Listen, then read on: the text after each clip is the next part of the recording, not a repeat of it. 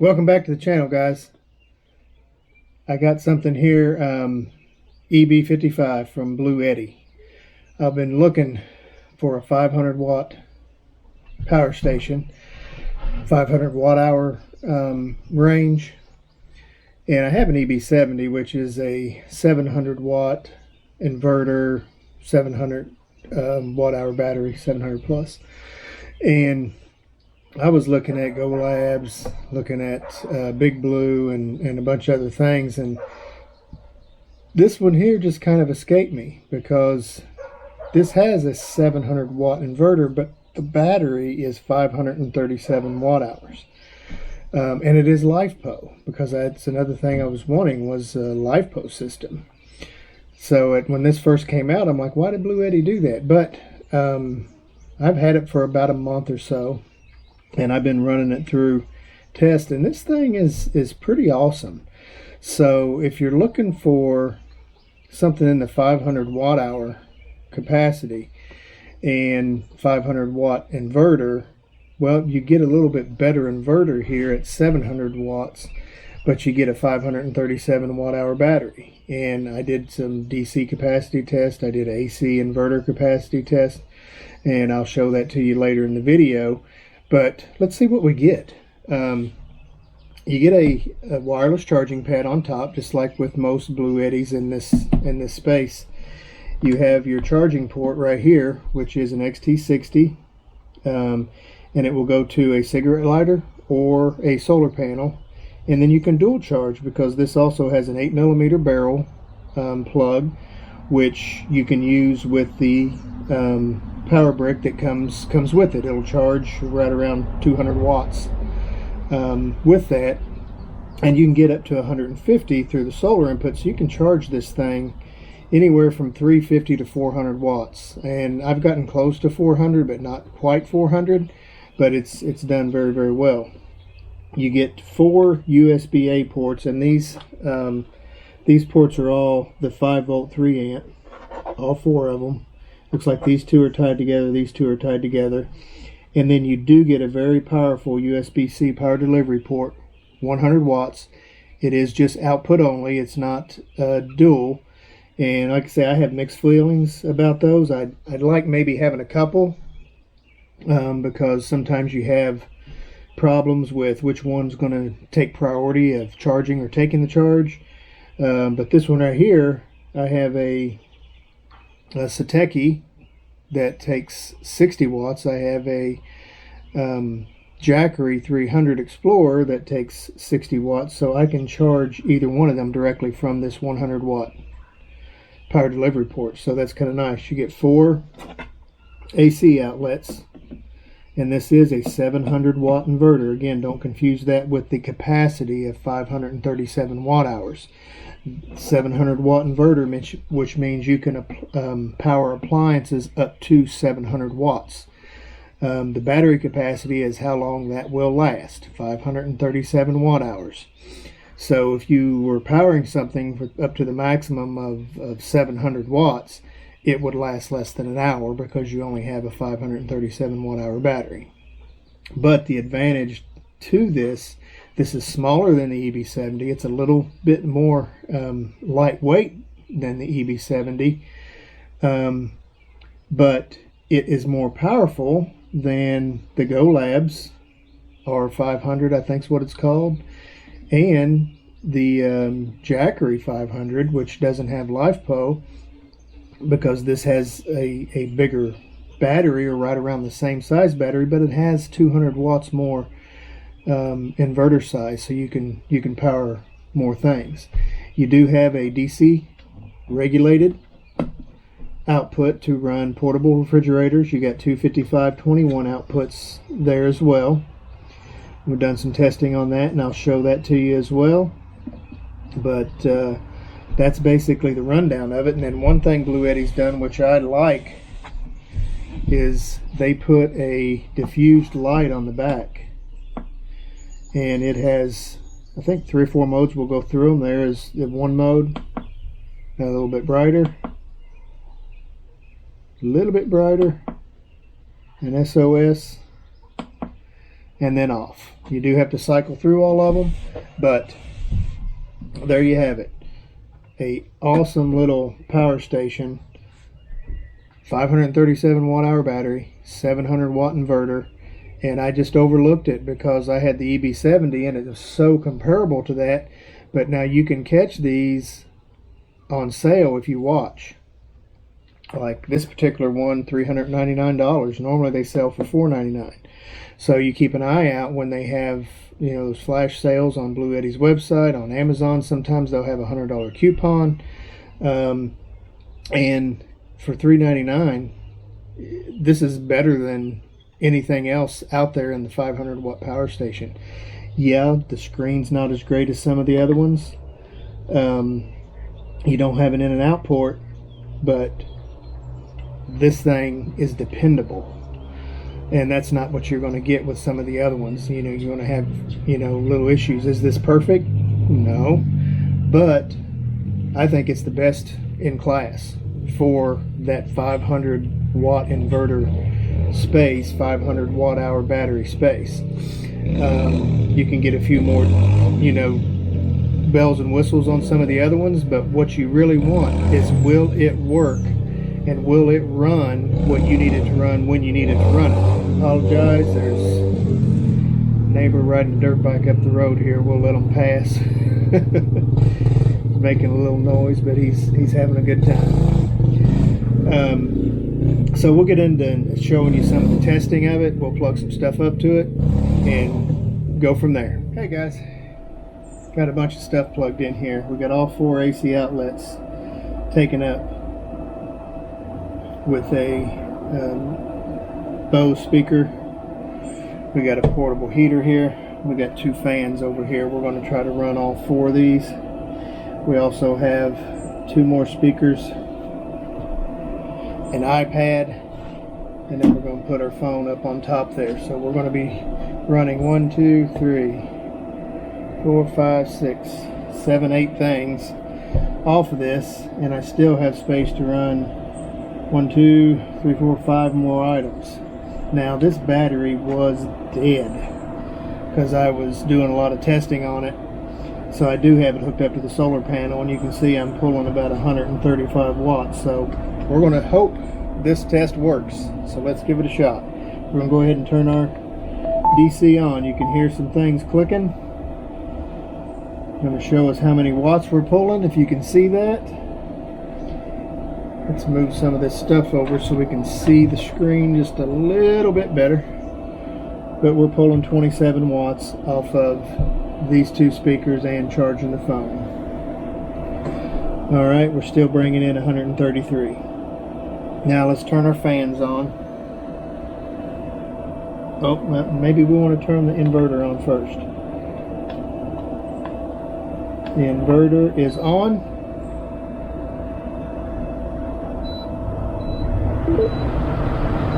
We're going to turn them both on high, and we've added, now we're up to 144 watts. Now the other one, we have a personal heater here. We'll turn it on. Remember, we can run up to 700 watts of appliances and DC products through this. So with the heater, let's just let it work its way up. It's still climbing.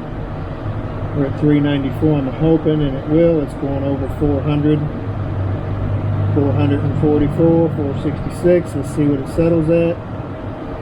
Now, if I had a 500 watt inverter power station, I would have tripped it. So having that smaller battery but the bigger inverter allows me to run things, because I'm over 500 watts right now. It's settling back down under, but you can see it popped up over 5. So that's one of the advantages. And I still have room to run 200 more watts of stuff if I wanted to. So that's the power of this inverter at 700 watts packaged with a 537 watt hour battery. So this is pretty amazing. Again, we're running all these items, pulling 478, almost 500 watts, and Fans on, I can hear it, but a lot of that, you know, we're charging, we're bringing 69 watts in, the sun's in and out, so not a great day for charging with solar, but as you can see, we still are getting some in. It's got as high as 150 today, but right now it's pulling around 63. Maybe I need to go move the panel a little bit, but we're not going to worry about that right now. But I just wanted to show you the capability of this small but powerful station. So there you have it. We're running 1, 2, 3, 4, 5, 6, 7, 8 items, pulling 470 some watts, and it's not even phasing it. Stay tuned and we'll get into the DC capacity test, the AC capacity test. We're going to show you solar charging, car charging, and charging from the power brick. Okay, I want to show you the power brick charge from the AC wall outlet. I'm going to plug it in to the 8mm. Give it a second, and there you have it. Right at 200 watts, 198. It went up to 199. And what I'm doing is I'm using the AC200P, which is currently hooked to solar into my transfer switch. We're using the AC outlet. You can see we're pulling a total of 491, but that's some other stuff going through there as well. And it's during the day, so we're using solar and charging our EB55. And now you can see we're pulling 200 watts. And while I'm back here, I just want to show you, you can also dual charge with the AC200P by plugging into our cigarette lighter port. See, we're getting close to 1,000 watts, a little over 1,000, pulling 491 and 76, and now we're charging at a little bit higher rate.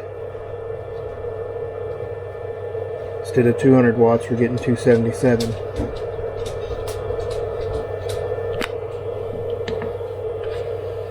So you can dual charge this from another power station that has a cigarette lighter port. Comes down right into here, and then our AC port going in there.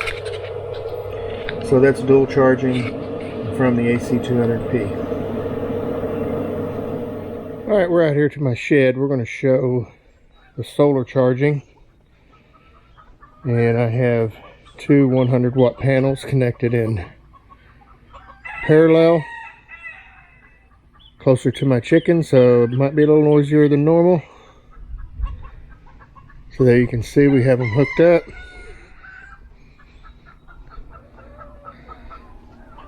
Line's coming over here. We've got it hooked up already.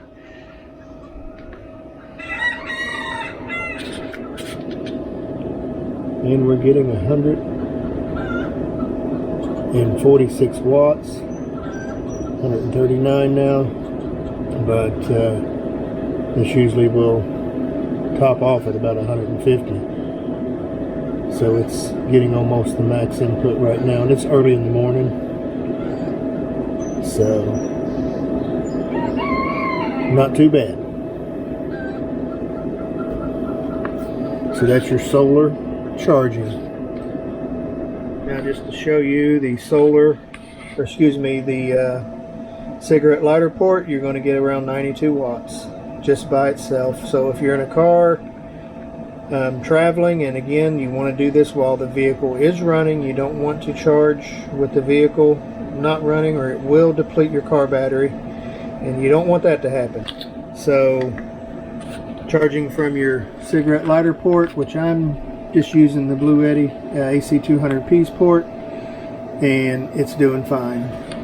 But you're going to get around the same from your car. You might get a couple more watts, but I would say it's going to be, you know, right around that 89 to 100 I doubt you'll probably hit 100, but it's possible, depending on, you know, how much, you know, while you're running, your alternator could put out a little more volts. This is a regulated output that I'm using from the AC200P.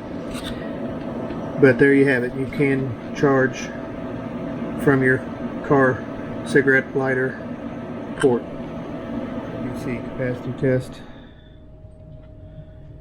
on our EB55. Let's turn the power on. Getting 13.3 volts. We're going to slowly increase our amps till we can get as close to 10.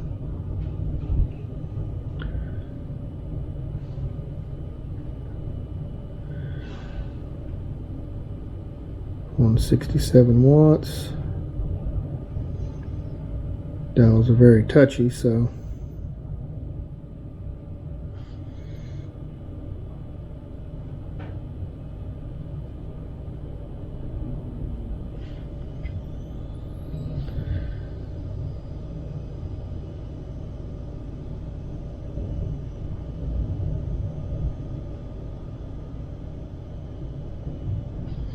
we're exactly at 10 amps. We're pulling 132 watts. So our screen, the screen showing about 125. So we'll let it run and we'll check back, see how long it takes and what our capacity is. Okay, we just ended our DC capacity test. It took 3 hours and 43 minutes. We pulled 465.31 watt hours out of a possible 537 watt hours that it's capable of. Now, you know you're not always going to get 100%, but I did the math on that here on my phone. You can see it, 86.6% of the capacity. So that's 465.31 watt hours divided by 537 that it's rated for, and it comes out to 86.6%. So that's very good.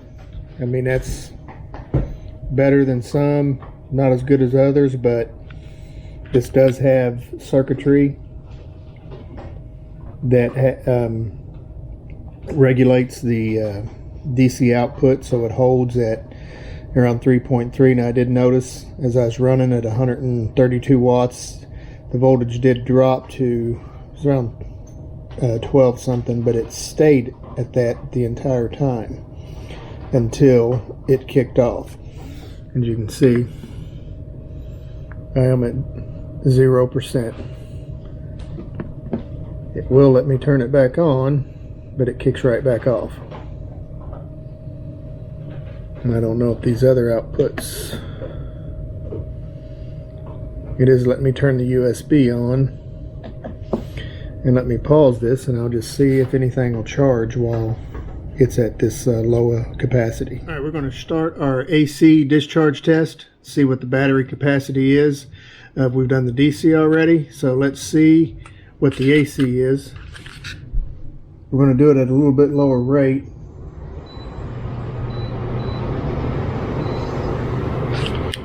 See what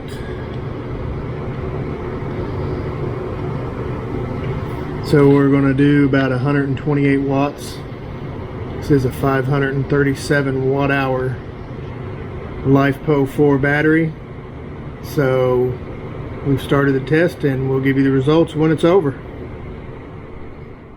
Okay, we just finished the AC inverter capacity test. We got 470 watt hours out of a possible 537, and that equates to 87.5% capacity. So that's pretty good on a 537 watt hour battery. Did a little bit better than the DC, which came in at around 85. But the DC has regulated output, so circuitry uses a little bit more capacity. But on the AC inverter, we got 470 watt hours. So that was a very, very good test at 87.5%. Now we're going to put our little tester on here and see if our outputs are what they say they are. It's flashing a little bit, but 5 volts, 3 amps on these USBs. 15 watts. So let's just see if it will kick off if we take it up a little bit beyond that. Getting 3.4.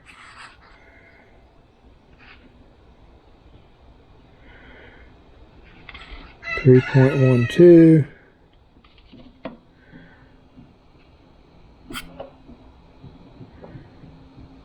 Still on at 3 1/4. Yep, and it just kicked off. Nope, that was just the screen.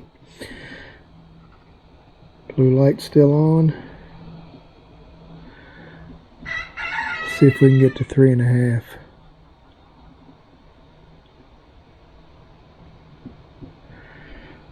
So there is 3 1/2 amps on a 3 amp port. If we go to 17 watts, 17.8, we're getting 18. 5.1 volts. So we're at 3 1/2. Let's keep going. Let's see how high we can get it before it kicks off. 365. Now my tester I think only goes to 4 amps, so we're at 375.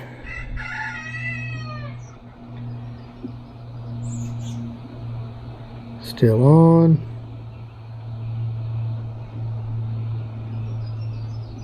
Still on. Bluetti's known for their DC circuitry. You give up a little bit in capacity, as you saw, or well, as I will show you in the DC capacity test. But we're at 4 amps, 17 watts. It did drop the voltage down to 4.3, but we're still pulling 4 amps off this, and I think that's as high as I can go. No, it's going to let me go a little bit more, and we're still not kicked it off. Nope. 4.09 is as high as my tester will go. And if you can still see, the green light is on. We're at 18 watts, and I can't kick it off. I'm over 4 amps. I've done tests on other power stations, and they don't make it to 4 amps. So you got a 5 volt, 3 amp port that is giving you 4.09. Let's turn it off and plug it into the other side and see if it will handle that. There you have it. Solid circuitry. We're pulling 4.9 amps. I'll get that out of the way. Let's take it back down to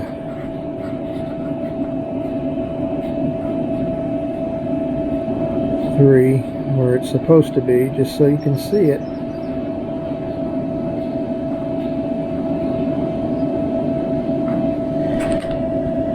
Three amps. Green light is on, and we're pulling 15 watts. That's what it's supposed to do. But you've got a good solid circuitry, and that's what I say when I talk about quality. You get, you know, what you pay for sometimes. Those test out great. Alright guys, there you have the EB55. Tell me what you think about it. I love it. It's a great companion to the EB70. It's a little bit lighter weight. Same inverter size, a little bit less battery capacity. But if you're looking for a power station that's in that 500 watt hour range, to me, this is the best in that category. Does it have some flaws? Yes. Is it perfect? No. The screen could be better. You know, you could have an in and out port. I'm, like I mentioned earlier, I'm not really, it's not a deal breaker for me to have a 100 watt power delivery in and out. I like to have a couple power stations that have that, but because this one doesn't, it's not that big of a deal. But it does have a 100 watt port. That does go out. A lot of power stations, you know, have 60 or 45. Even my AC200P only has a 45 or 60 watt power delivery port, I believe it is. Or excuse me, yeah, 60 watt power delivery port. So that again is preference. You know, the inverter, you can't beat it. You know, for a 500 watt hour battery, you get a 700 watt inverter. You've got all the USB-A ports that you would need. You got wireless charging. You got dual charging. Again, you can really pick at it if you wanted to, but what it boils down to is, do you want the power station to power devices, or do you want all these nice bells and whistles? If you want the bells and whistles, go with one of those other products and you'll be happy. To me, I like workhorses. You know, if I plug something into it, is it going to work? This does give me enough information that I can tell how much power I'm pulling and how much power I'm getting into it. That's really the main thing. And yeah, would it be nice if it had something on there to tell you how much you have remaining? Sure, but it's very pretty, you know, it's simple math. You know, if you are running 100 watts on a 537 watt hour battery, you're going to run 4 or 5 hours. It's not that hard to figure out. So tell me what you think. Tell me if you have any questions, any concerns about it. Let me know.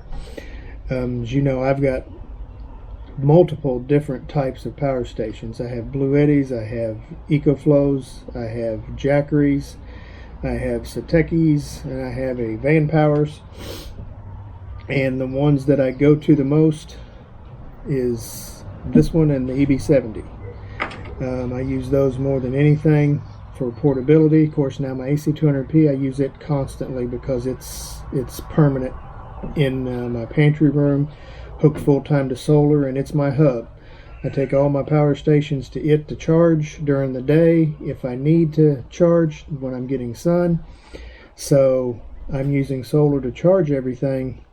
I'm just doing it through my AC200P. Now, like today, I've actually got my panel out there and I'm charging the EB55 off of the SP200 portable panel. So there you have it. Again, tell me what you think.